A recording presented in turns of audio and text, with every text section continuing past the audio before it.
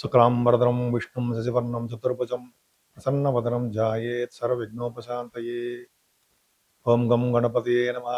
ఓం శ్రీమాత్రే నమః. ఓం శ్రీ గురుభ్యో నమః. మా ఆది ఆస్వాలను చూసినటువంటి మీ అందరికీ పేరు పేరున నా హృదయపూర్వక నమస్కారాలు. నాకు ఈ మధ్య అంటే 15th మార్చ్ 2026 సండే అండి. ఆ రోజు నాకు డాక్టరేట్ ఇచ్చారు. Doctorate in astrology. అంటే 26 ఇయర్స్ నేను ఇందులో ఉన్నాను. అంటే ఎంఏ పాస్ అయిపోయి, అంటే ఎంఏ ఆస్ట్రాలజీ 1999 2000 ఇయర్లో పొట్టి శ్రీరాములు యూనివర్సిటీ నుంచి పాస్ అయిపోయాను. అప్పటి నుంచి నేను పిహెచ్డి చేద్దాం అది అంటే కుదరలేదంటే ప్రొఫెషనల్గా నేను సింగరేణి కాలేజీలో ఉండిపోవడము. 2017లో బయటకు వచ్చాను నేను. సో దానివల్ల ఐసీడబ్ల్యూ కూడా చదవడం జరిగింది. సరే పక్కన పెడితే 26 సంవత్సరాల నా కళ మొన్న నెరవేరింది. అది గొప్ప అదృష్టంగా భావిస్తున్నాను నేను. అంతేకాకుండా ఆచార్య అండ్ డాక్టరేటు శుక్రాచార్య యూనివర్సిటీ నుంచి ఇచ్చారండి నాకు. నన్ను ఇచ్చారు. అంటే ప్రొఫెషనల్ 10th హౌస్ గురించి చెప్పాను, అది పక్కన పెడదాం. సో ఈ విధంగా నేను మీతో షేర్ చేసుకోవడానికి అవకాశం దొరికింది నాకు.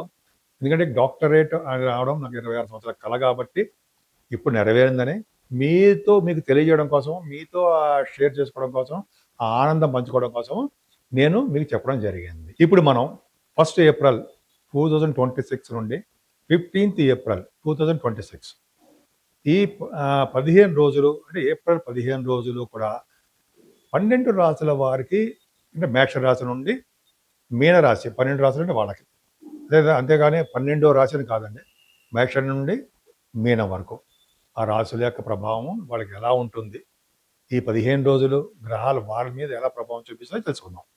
అసలు గ్రహాల యొక్క స్థితిగతుల గురించి ఫస్ట్ తెలుసుకోవాలండి. శుక్రుడు మేషరాశిలో ఉన్నాడు. రవి 14th నుండి 13th నైట్ అనుకోండి, 14th నుండి మీకు ఉచ్చ స్థితిలోకి వచ్చేస్తున్నాడు.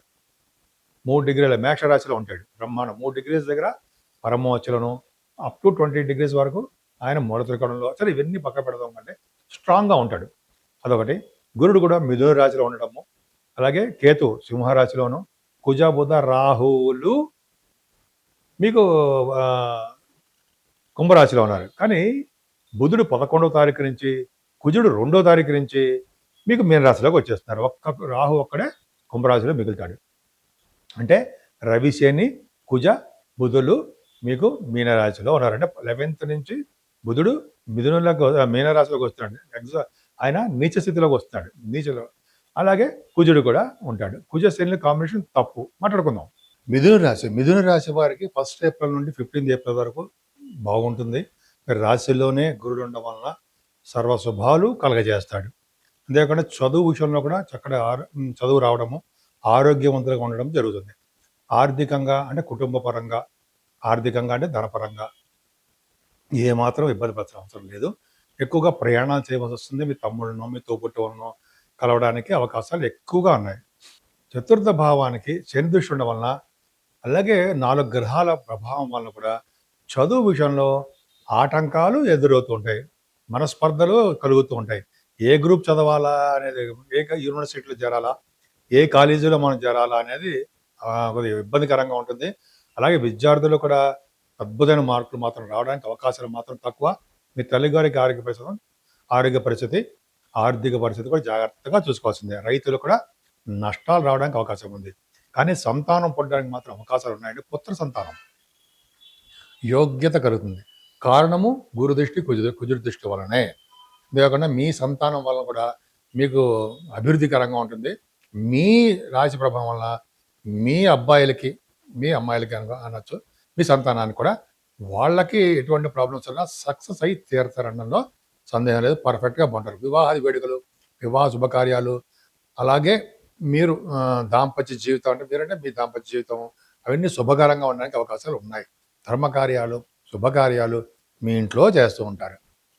అలాగే మీరు స్పోర్ట్స్ రంగంలో ఉన్న వారికి విదేశాలు వెళ్ళడానికి అవకాశం ఉంది. స్పోర్ట్స్ రంగంలో కూడా బాగా రాణిస్తారు. అలాగే పత్రికా సంస్థల్లోనూ, అంటే న్యూస్ గ్యాదర్ చేస్తుంటారు సరే, వాళ్ళకి నిష్ణాతులుగా ఉంటారు.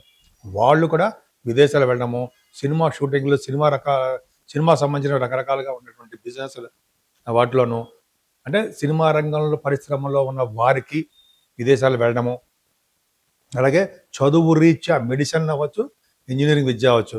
చదువు ఎందుకు చెప్తున్నారు, మెడిసిన్ ఎందుకు చెప్తున్నారంటే మీకు రాహువు భాగ్యంలో ఉండడమే, కుంభరాశిలో ఉండడం కారణం వలనే. అలాగే కుజబుధుల వలన ఇంజనీరింగ్ విద్య రీత్యా విదేశాలు వెళ్తారు, తీర్థయాత్రలు చేస్తారు.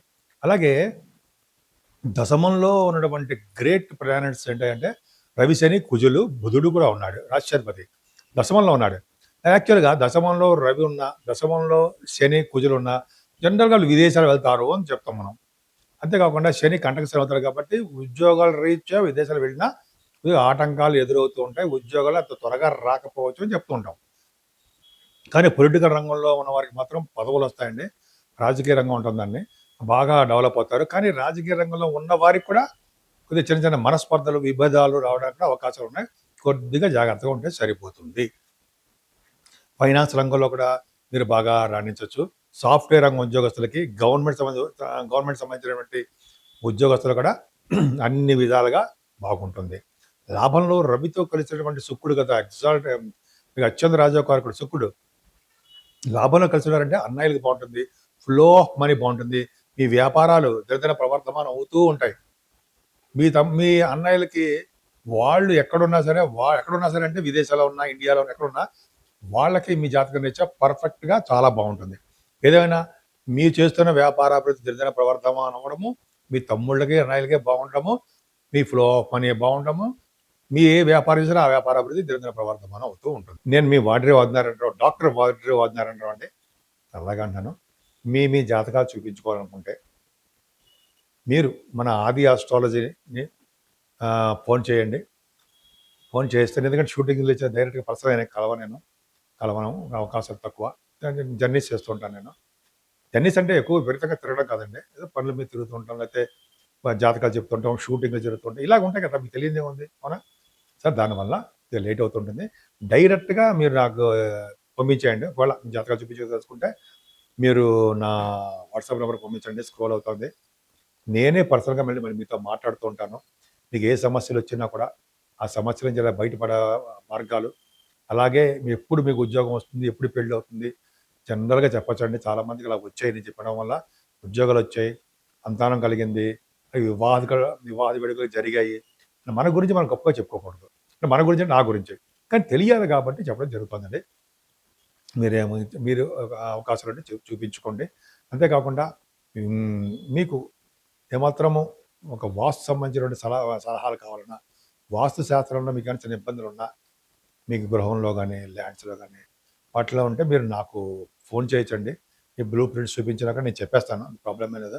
ఎందుకంటే 36 సంవత్సరాల నుంచి ఆస్ట్రాలజీ, వాస్తు శాస్త్రము ఇవన్నీ ఉన్నాము. పెద్ద గొప్ప గ్రేట్ పర్సనాలిటీ కాదండి, ఎన్నో అవరోధాలు దాటి మనకి ఇలా ఈ స్టేజ్కి వచ్చాము, పర్వాలేదు చెప్పగలను, నేను ఎక్స్పీరియన్స్ ఉంది. ఈ విధంగా మీరు మీకు ఎప్పుడు అవకాశం ఉంటే అప్పుడు మన ఆది ఆస్ట్రాలజీకి మీ డీటెయిల్స్ పంపించండి. సరేనండి. 12 రాశుల వారికి, మేషరాశి నుండి మీనరాశి వారి వరకు కూడా కుజ శనులు ప్రాబ్లమ్స్ ఉన్నాయి. ఈ నెల్లాళ్ళు అంటే 15 తారీఖు వరకు అనుకుంటాం, ఇంకా 15 వరకు అంటే ఉంటుంది. శని కుజుల కాంబినేషను తప్పు, ఎవరికైనా తప్పు. సో ఈ కాంబినేషను ఇందాక అన్ని రాశులు చెప్పాం. అసలు రెమెడీస్ ఏంటి, మనం ఎలా బయటపడతాం? ఏమీ లేదండి. సుబ్రహ్మణ్యేశ్వర స్వామి వారికి కళ్యాణం చేయిస్తే వీటి నుంచి బయటపడతాం. శనీశ్వరుడికి అభిషేకాలు, తైలంతో అభిషేకం ఉంటుంది కదా, శనివారం అభిషేకం చేయించుకోవడం వలన కుజశనుల కాంబినేషన్ కాబట్టి వీళ్ళిద్దరికీ చేయించుకోవాలి.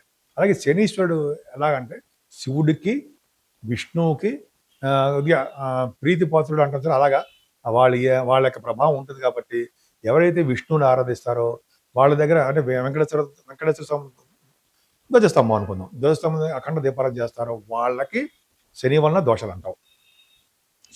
నిరంతరము శివాభిషేకాలు చేసుకున్న వారికి ఎప్పుడు వాళ్ళకి దోషాలు అంటావు. ఈ విధంగా మీరు చేసుకోండి, అన్ని విధాలుగా మీరు సక్సెస్ అయి తీరుతారు.